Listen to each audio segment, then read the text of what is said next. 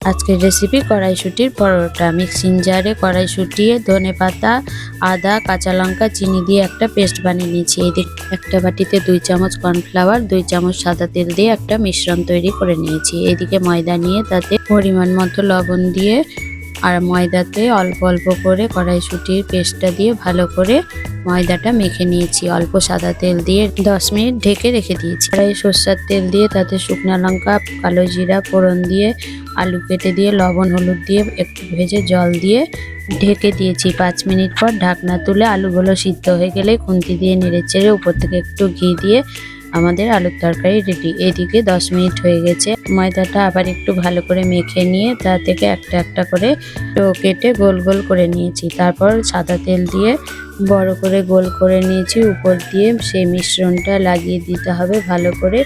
তারপরে 2 দিক দিয়ে ভাঁজ করে আবার তার উপর দিয়ে মিশ্রণটা দিয়ে এইভাবে চারকোনা তৈরি করে নিতে হবে।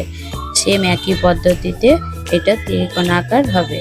এই যে আমি সবগুলো রেডি করে নিয়েছি। তারপরে চৌকো আকার করে নিয়েছি, ত্রিকোণ আকার করে নিয়েছি। এই যে চাটু বসিয়ে দিয়ে ত্রিকোণ আকারে হালকা মিডিয়াম আছে এপাট ওপাট উল্টিয়ে পাল্টিয়ে সাদা তেল দিয়ে ভেজে নিতে হবে। দেখো কত সুন্দর ফুলে উঠছে।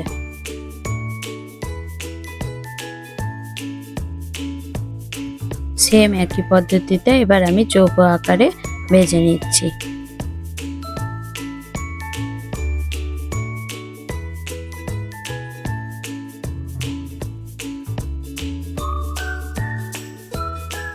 এই যে দেখো দুটো 2 আকারে ভেজে দেখালাম। এই যে দেখো আমি সবগুলো ভেজে নিয়েছি। এই পরোটাটা একবার হলেও করে খেয়ে দেখো, খেতে কিন্তু খুব সুন্দর নরম আর সুস্বাদের হয়েছিল। গরম গরম কড়াইশুঁটির পরোটা আলুর তরকারির সাথে আমি সার্ভ করলাম।